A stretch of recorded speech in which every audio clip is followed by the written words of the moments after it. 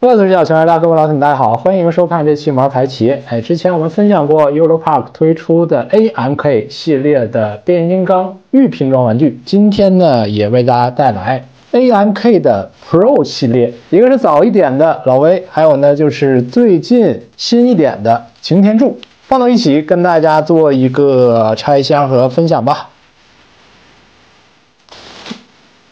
既然是 Pro 版本，自然规格来讲也要比正常的 AMK 系列更高一些啊。从外包装上呢就能看出，两款产品都加了一个封套，拉开之后呢还有比较好看的这种彩色的类似于烫金的图案啊，还炫彩呢。等到李飞震天这个打还更霸气一点啊，还有手托地球的一个造型啊。玩弄鼓掌之中，这个峰会呢，其实摸上去的话还有点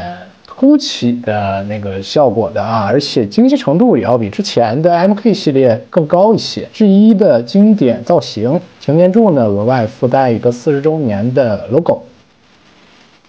两款产品呢也是和之前相同的细塑包装，但是作为 Pro 系列呢都附带了一个地台哦，还有纽扣电池啊哦，这个产品是带有灯效的，带电池不错啊。在我这是加分项，特别是最近几台，特别对于我这种搞不明白电池的人啊，哦，磁控灯，磁控灯，简单拼装了一下。对于这样一个比较有年代感的设计，其实比起摆一些夸张的造型啊，我还是很喜欢让他们这样比较素的立正站好。灵魂的一点呢，就是个大腿啊，膝盖部分一定要向后回一点弯啊，打一点弯。我不知道大家能不能 get 到这个站姿或者说造型啊，就很古早的变形金刚或者高达那种设定图上，尤其从这个斜前方向上去看的话，年代感其实非常强的啊。我觉得这种古造型，我其实很愿意摆这种有点古老古板的站姿啊，这样老派。然后呢，说回到产品，先说结论啊，要比我之前想到的体验感或者说设计上更好一些啊。之前觉得 AMK 嘛，预拼装嘛，加个 Pro 之后提升又能到什么样的程度呢？可能就是一些灯效的展示吧。但实际产品拿到手里之后，拼装好之后，比较惊喜的啊。首先说一下灯效方面，两款产品的头部呢，配备了时下比较流行的一个磁控灯的设计啊。通过产品本身附带的隐藏磁铁，直接对应头部进行点亮就 OK 了。并且呢，灯效也分为3种，一种是常亮模式、频闪模式，以及一个呼吸渐变的感觉。这个加入我觉得还是比较好的啊，毕竟很多我玩过的灯组啊，还是需要拆掉头壳，按一个按钮啊，或者把这个开关隐藏在脑门这里，还需要自己去动手按一下这种啊。磁吸之后，体验上来讲，我觉得还是不错的，而且还加入了3个不同的效果，还是比较有心的。然后在整体的涂装上，毕竟这样复古的造型是没有特别多的细节去展示的，就不像目前变形金刚电影版会给你特别多错落复杂的机械结构。所以呢，两款产品会在涂装上做出更用心的设计，丰富它整体的造型。比如说边缘处这种做旧剥落的效果，尤其是在擎天柱的主体上，红色的漆面本身就已经很漂亮了啊，在边缘处这些容易摩擦磨损的地方，又做出了一些油漆剥落的露出一个类似于银色的金属底色，像类似于腹部进气格这个位置也做了一些油污啊、黑色的脏化的这种涂装。之前就有人说这个 AMK 系列的涂装造型上，乍一看有点像小30啊。现在来看的话，确实是挺有这个感觉的啊。它这个金属的漆面，我打开之后就觉得还是效果是比较不错的。然后呢，之前的 AMK 系列，其实在一些关节的地方啊，大家可能玩过的朋友们会觉得还是有一些松脱的。这次的 Pro 呢，我拿到手里啊，整体的这个关节目前的紧实程度，照比先前的产品还是有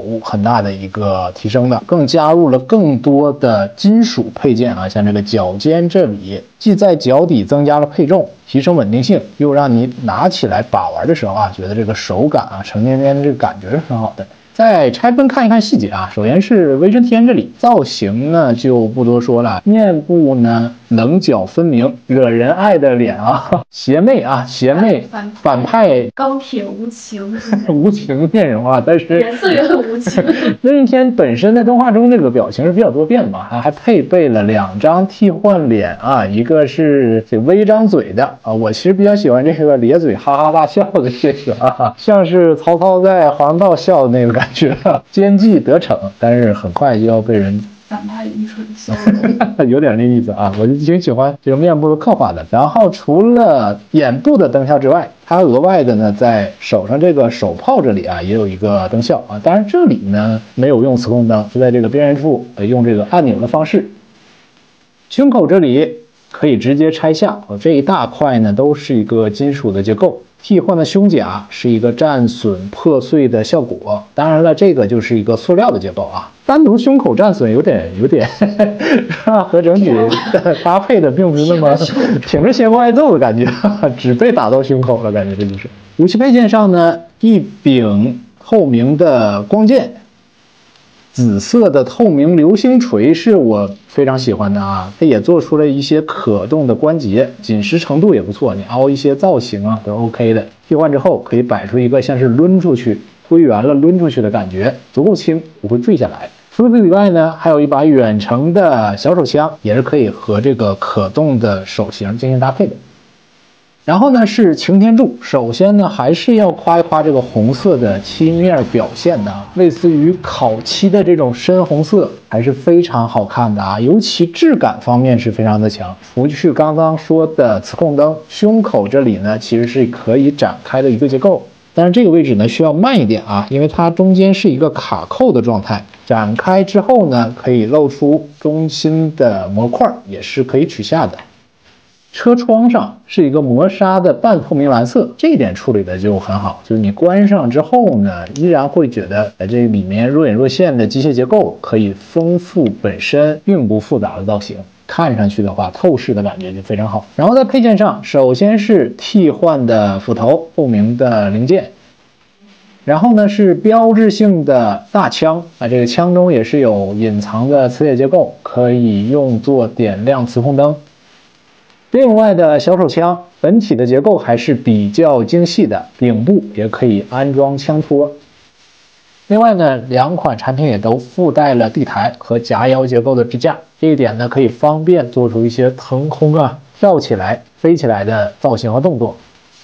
简单体验了一下，我个人觉得 AMK 的 Pro 系列其实照比之前我玩过的 AMK 的产品来讲，在工艺还有材质上还是有比较明显的提升的啊，尤其是磁控灯的加入，很好的一个玩点。变形金刚嘛，它这个眼部点亮之后，肯定还是会给大家带来不错的效果的。然后在漆面的表现上，我觉得对于这个价位而言还是比较不错的。不仅仅是这种金属漆面的质感，做旧的效果也为整款产品增色不少啊。优秀的涂装还是希望后续的产品也能继续保持。还有呢，就是关节的紧实程度来讲有所提升的，体验的感觉会更好一些。提一点小建议的话，就是它这个可动的手型啊，并非是全部五指可动的，拇指和食指是单独的结构。个人建议呢，是再推出一些大魄力、有张力的开掌啊，或者说指挥造型的那种不可动的手型做以替换。